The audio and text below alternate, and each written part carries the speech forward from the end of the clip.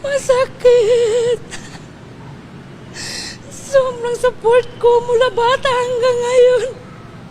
Tapos ginanon lang nila. Kasi kung alam ko lang na may training sila na ganyan, ma'am, kahit mahirap kami, hindi ko yun ipapahamak yung anak ko talaga. Kaya ngayon, gusto ko ng justice talaga. Kung anong nangyari. Bakit gano'n ang nangyari sa anak ko? Alam naman nila mabigat yung linlagay nila sa paa o andin sa kamay. Tapos, pinaano pa nila sa dagat. Hindi na ba sila naawa? Tapos, ang dami nila. Ba't naman pumunta sila doon na walang dalang rescue, walang medic? Pwede po ba kami kahit na Kahit may sinulong po na mensahe, pananalita lang po. Ano po, ma'am?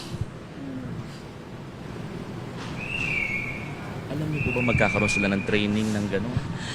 Sir, nung pumunta kami dito sa Maynila, sinabi nila na kausapin kami nila. Nung nag-orient sila, hindi talaga nila sinabi na magkakaroon ng training na ganun. Kasi kung sinabi pa lang nila, matanong ko na sa anak ko, kaya mo ba yun? Para madesisyonan namin. Hindi ko alam ba't ganun ang nangyari. Ang bigla na lang nag-text yung anak ko, sabi niya, ma, 1 week siguro wala akong cellphone. Kasi yung may training kami dun sa Baler. Tapos sabi niya, hindi pwede daw mag-cellphone. Sabi ko, sige nak, mag-amping. And then, dapat ingatan yung katawan kasi isa lang yun.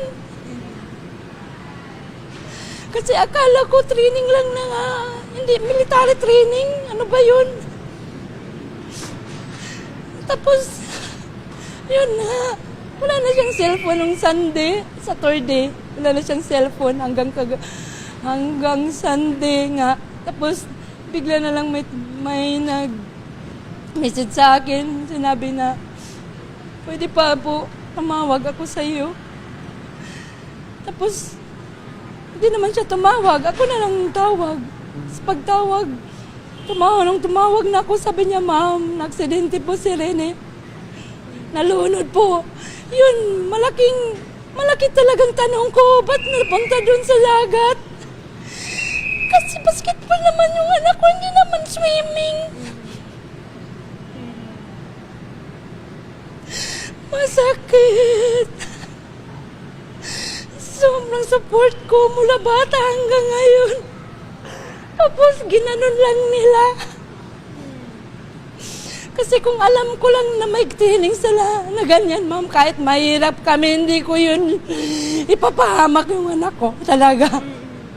Kaya ngayon, gusto ko ng justice talaga. Kung anong nangyari. Bakit gano'n ang nangyari sa anak ko?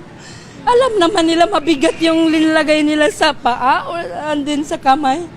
Tapos, pinaano pa nila sa dagat.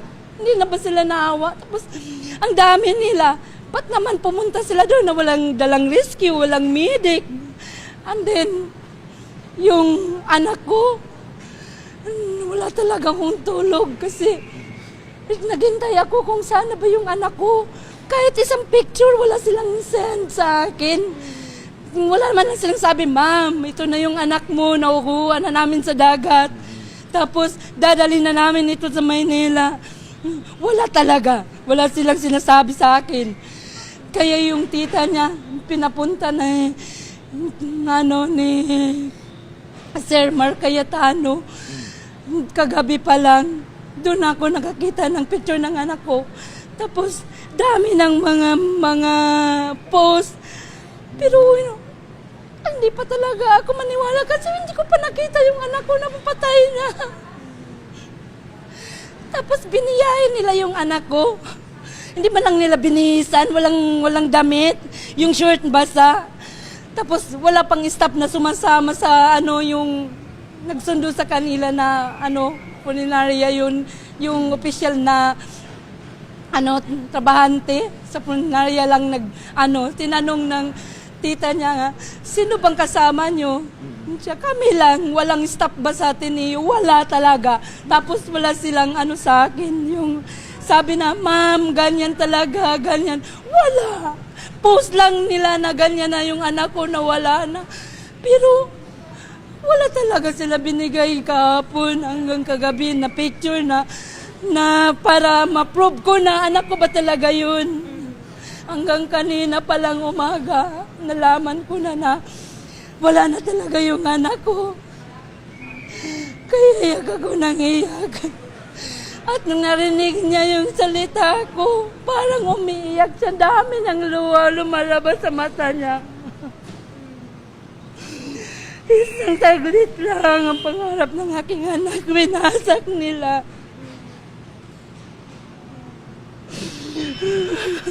Kaya malaking tanong ko talaga, bakit? Bakit ba ganyan? Ang dami nila doon, tapos walang nag-rescue?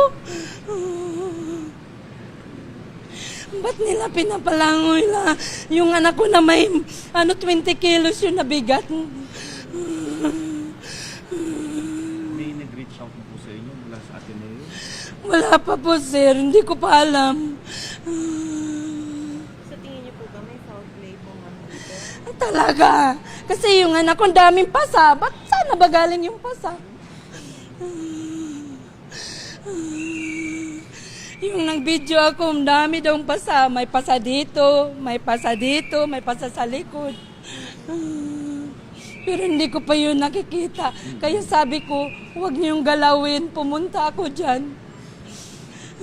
Napakalaking potential po ng anak ninyo, MVP, ng palarong pambansa. Siya po yung inaabangan talaga ng lahat na. Siyempre, ma'am, sakit. Pangarap niya ng mga anak ko.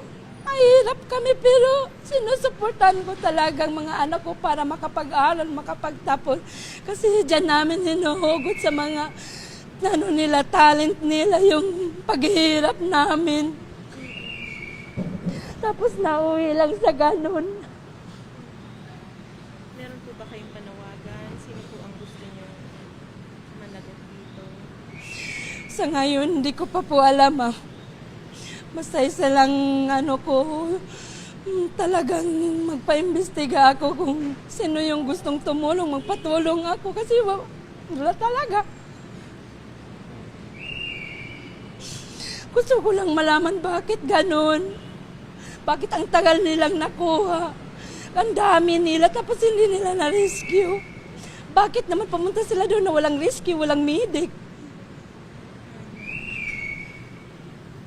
Dami akong tanong, hindi pa nasagot.